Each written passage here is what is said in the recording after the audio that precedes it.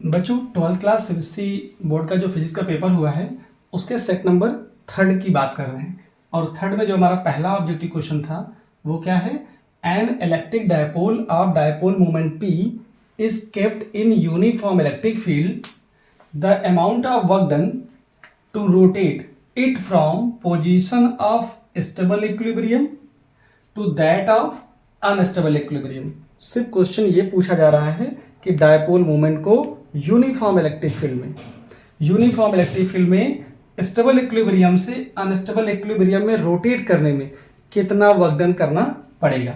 अब देखो यहाँ पर क्या पूछ लिया है, स्टेबल इक्विलिब्रियम और अनस्टेबल इक्विलिब्रियम।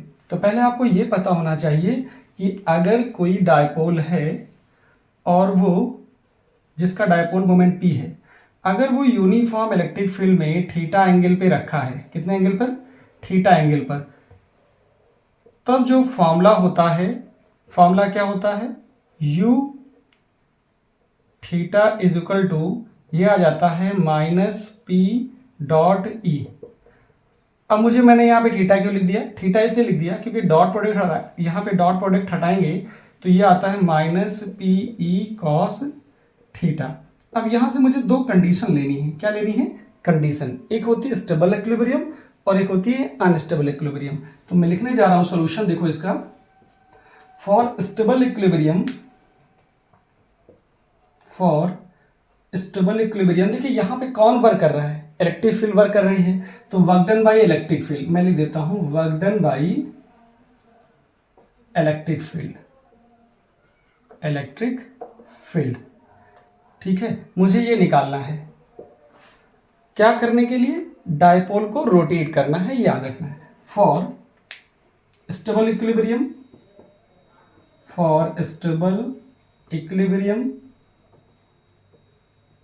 आसान सा क्वेश्चन है ये। थीटा इज इक्वल टू होता है 0। थीटा 0 कब होता है, जब किसी डायपोल का डायपोल मोमेंट या डायपोल इलेक्ट्रिक फील्ड की डायरेक्शन में रखा हो, इसका मतलब थीटा 0 हो। थीटा 0 होने पर जरा देखो u1 की वैल्यू कितनी आ जाएगी, थीटा की वैल्यू 0 पुट करोगे तो ये आ जाएगा -pe cos 0, और cos 0 की वैल्यू सबको पता होती है, cos 0 की वैल्यू 1, तो ये आ गया -pe। ये यहां तक आपको मिल गया। फिर आपको पढ़ना है अनस्टेबल। फॉर अनस्टेबल इक्विलिब्रियम क्या होता है, अनस्टेबल इक्विलिब्रियम के लिए कंडीशन होती है थीटा इक्वल टू 180 डिग्री। कब होता है अनस्टेबल, जब डायपोल मोमेंट क्या हो जाए, इलेक्ट्रिक फील्ड के एंटी पैरेलल हो जाए, मतलब इलेक्ट्रिक फील्ड इधर हो और डायपोल मोमेंट इसके जस्ट इधर हो जाए। अगर ये वाली फील्ड इसी डायरेक्शन में हो जाए या डायपोल मोमेंट इसकी डायरेक्शन में हो जाए तो हम बोलते हैं कि स्टेबल इक्विलिब्रियम है।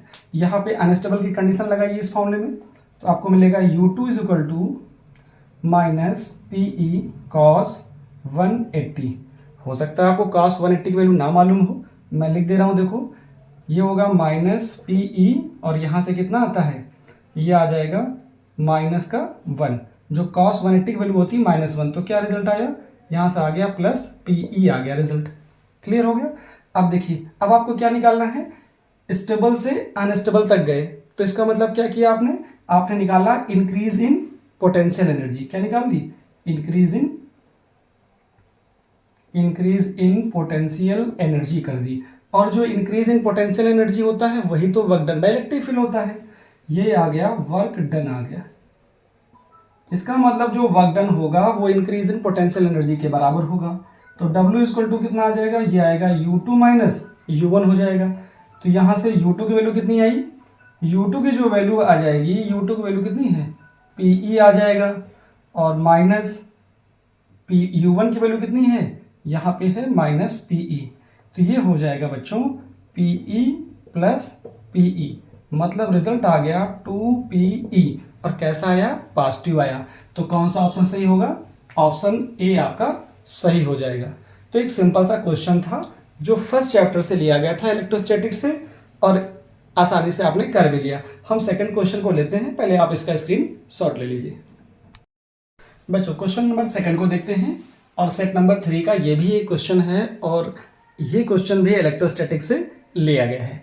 इलेक्ट्रोस्टैटिक्स से पहला क्वेश्चन भी लिया गया और दूसरा भी क्वेश्चन लिया जा रहा है।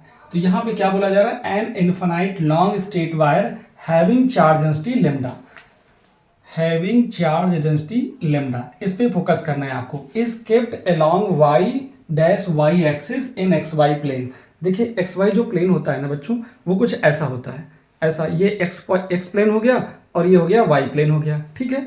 अब बोला क्या गया है कि जो वायर है वो वाई प्लेन पे है, तो मैं इसको ड्रा कर देता हूँ। देखो मैंने ये बना दिया, ये एक्स एक्सिस बना दी और ये वाई एक्सिस बना दी।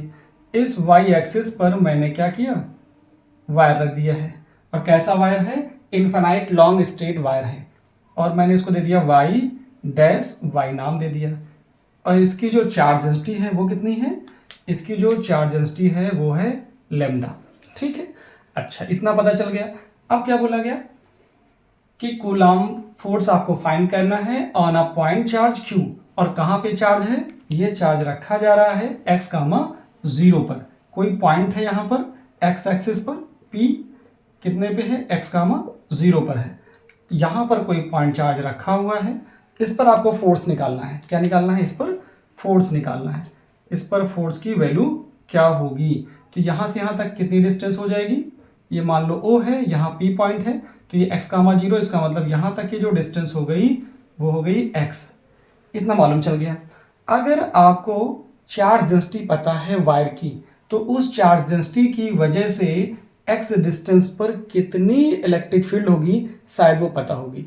आपने एक डेरिवेशन किया होगा कि अगर एक लॉन्ग स्ट्रेट इन्फाइनाइट वायर हो, इन्फाइनाइटली लॉन्ग स्ट्रेट वायर हो, जिसकी जो चार्ज डेंसिटी है वो लेमडा हो, तब आपको एक फॉर्मूला मिलता था। वो फॉर्मूला क्या मिलता था, यहाँ मैं लिख दे रहा हूँ, देखो, इलेक्ट्रिक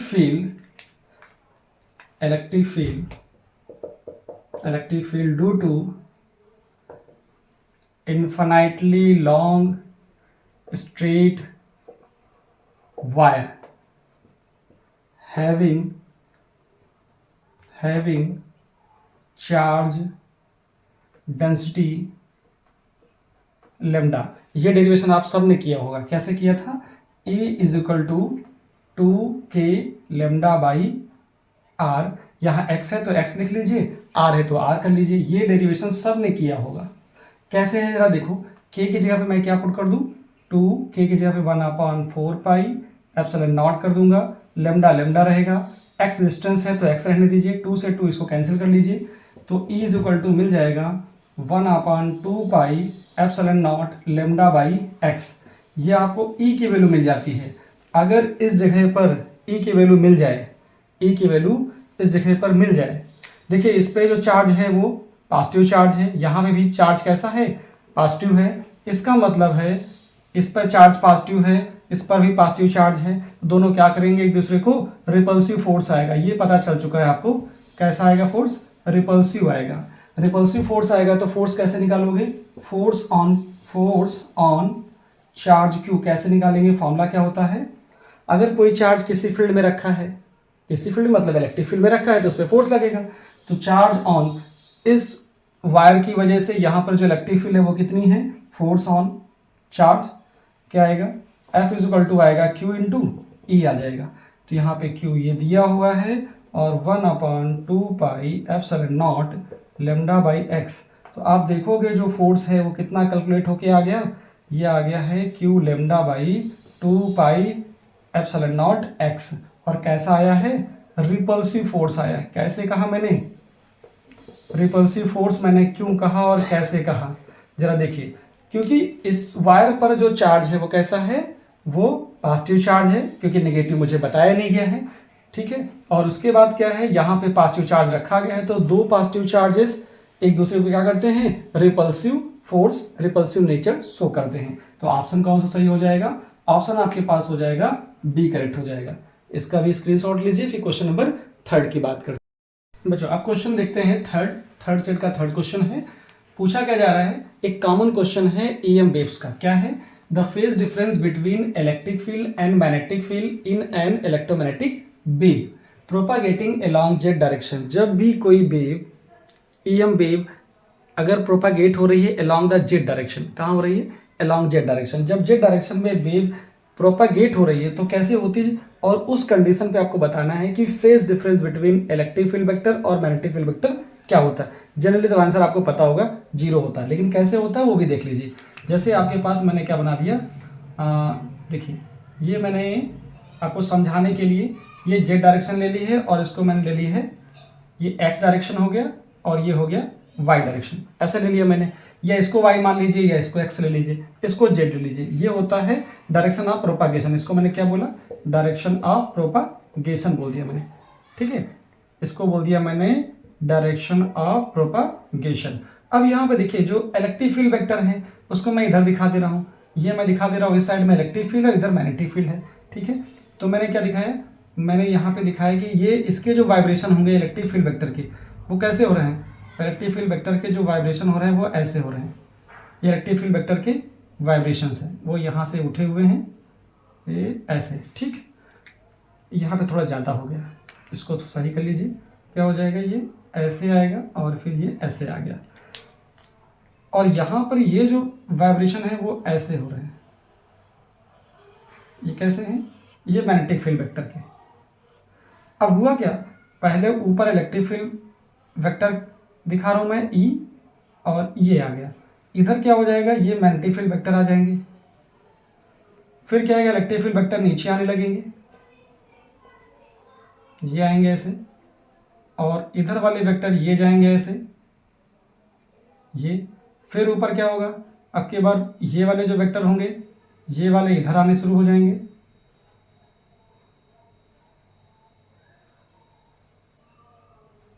फिर इसमें क्या होगा, ऐसा चेंज आता जाएगा कि ये वाले अब की बार ये वाले ऐसे आएंगे, ऐसे, इन वेक्टर का ऐसा प्रोपागेशन होता रहेगा। मतलब कुछ ऐसा सीन बनेगा आपके सामने कि ये हो गया, और जो ये कंपोनेंट होंगे वो वाई एक्सिस वाले वो ऊपर नीचे ऐसे चलेंगे, और जो जेड वाले कंपोनेंट होंगे वो ऐसे ऐसे चलेंगे, ठीक है। तो आपको क्या समझ में आया, एक तो ऊपर नीचे वाले ये ट्रफ क्रस्ट वाले हो गए, और ये जो जेड वाले कंपोनेंट होंगे जेड वाले ऐसे ऐसे आएंगे, ऐसे लहर मारते हुए, ठीक है। तो दोनों का इंटरसेक्शन कुछ ऐसा होगा, इसको आप ऐसा पलट के देखिएगा, जैसे ये ऐसे है उसको ऐसे करके समझिए तो आपको ज़्यादा समझ में आएगा। तो यहाँ पे क्या नोटिस करना है कि जैसे ही ई मैक्सिमम होता है उसी टाइम बी भी मैक्सिमम होता है।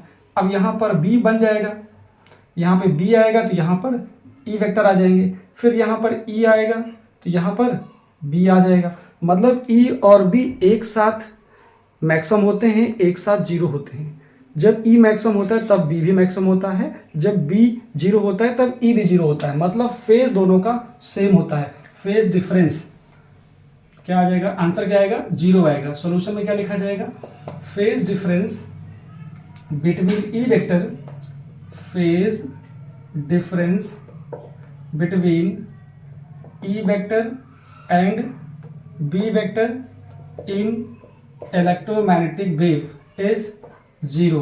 ये बहुत इंपॉर्टेंट इंफॉर्मेशन है, आपको अपने पास रखनी है। यहाँ पे चीज़ और होती है, जो ई वेक्टर होता है वो ऑलवेज परपेंडिकुलर होता है किसका, डायरेक्शन ऑफ प्रोपागेशन के। किसके होता है, डायरेक्शन ऑफ प्रोपागेशन के, प्रोपागेशन के भी परपेंडिकुलर होता है। और जो बी होता है, B also perpendicular to direction of propagation होता है, ये भी आपको याद रखना है। और क्या होता है, and E is also perpendicular to B vector होता है। मतलब ये बहुत सारी इंफॉर्मेशन है ईएम वेव्स में कि ई बी के परपेंडिकुलर होता है, बी ई के परपेंडिकुलर होता है, और दोनों क्या होते हैं, वो डायरेक्शन ऑफ वेव प्रोपागेशन के परपेंडिकुलर होते हैं। तो ये सारी चीज़ें होती हैं। ये तो हो गया आंसर आपके लिए क्वेश्चन नंबर 3 का। यहीं पर बात कर लेते हैं क्वेश्चन नंबर 4 की। 4 में क्या बोला जा रहा है, ये आपके पास हाइड्रोजन स्पेक्ट्रम से क्वेश्चन आ गया।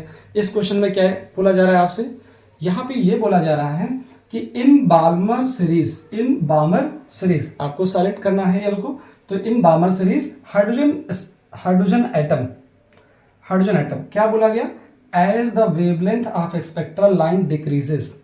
तो सॉल्यूशन क्या होगा इसका, इन hydrogen atom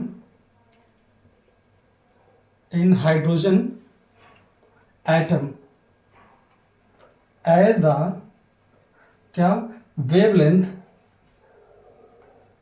wavelength of a spectral line decreases, क्या होगी? डिक्रीजेस। अब स्पेक्ट्रल लाइन डिक्रीज होने से क्या हुआ? स्पेक्ट्रल लाइन का आइडिया आपको थोड़ा सा ये होगा कि बहुत सारी जो स्पेक्ट्रल लाइन इससे बनाई जाती हैं, तो आप देखोगे 1 ये आता है n=1 n=2 ये ग्राउंड स्टेट होती है, n=1 आता है, n=2 आता है, फिर 3 आता है, फिर 4 आता है। ऐसे देखोगे तो धीरे धीरे जैसे स्पेक्ट्रल लाइन्स ऊपर जाती रहेंगी उनके बीच में गैपिंग कम हो जाती है। इसका मतलब क्या हुआ? ये ग्राउंड स्टेट है, ये फर्स्ट एक्साइटेड स्टेट है, फिर n=3 आएगा, फिर n=4 आएगा, ऐसे डॉट डॉट करके आएगा। और ऊपर की जो लाइन होती है वो n=∞ होती है, वो आयनाइजेशन स्टेट को शो करती है। तो आप क्या देख रहे हो? आपको एक फिगर साइड में दिख रहा होगा, वहाँ पे क्या शो हो रहा होगा? आपको ये देखने को मिल रहा होगा कि जैसे ही wavelength of spectral line decrease होती है, क्या होती है?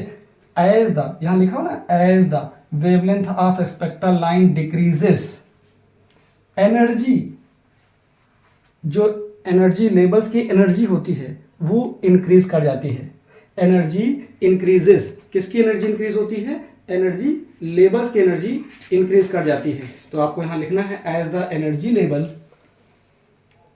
Then energy level, then energy level increases, then energy level increases. जैसे होता है, ऐसा बोल रहा हूं ना मैं यहाँ पे कि as the wavelength of spectral line increases, then energy of energy level, then energy of energy level increases होता है। अब एनर्जी लेवल अगर इंक्रीज कर जाएगा तो क्या होगा? एनर्जी लेवल इंक्रीज करेगा, that is gap between the energy levels decrease हो जाएगा, एनर्जी लेवल डिक्रीज हो जाएगा, डिक्रीजेस। जो एनर्जी लेवल होंगे डिक्रीज होंगे, इसका मतलब जो एनर्जी लेवल होंगे वो क्या होंगे? क्लोज टुगेदर होंगे, दैट इज एनर्जी लेवल्स